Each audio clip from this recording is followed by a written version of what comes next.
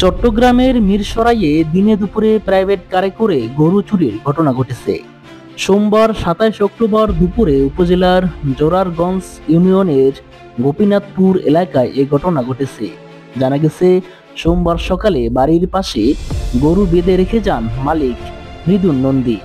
দুপুরে এসে দেখেন তার গরু নেই। খোঁজাখুঁজি করেও পাওয়া যায়নি গরুটি। মৃদুল নন্দী বলেন, সকালে বাড়ির পাশে গরু বেঁধে রেখে আসি। দুপুর ১২টার দিকেও গরুটি ছিল, আমি দেখে এসেছি। একজন স্কুল ছাত্র আমাকে জানায় একজনকে প্রাইভেট কারে গরু তুলতে দেখেছে সে। তখন তাকে জিজ্ঞেস করলে গরু ক্রয় করেছে বলে জানায়।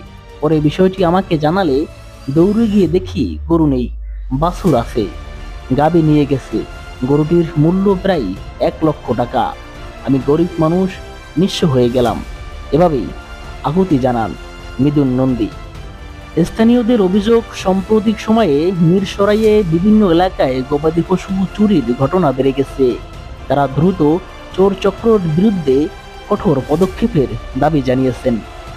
এ বিষয়ে জোরারগঞ্জ থানার ভারপ্রাপ্ত কর্মকর্তা ওসি এম আব্দুল হাকিম বলেন, প্রাইভেট কারে করে গরু চুরির বিষয়টি শুনে ঘটনাস্থলে পুলিশ পাঠানো হয়েছে।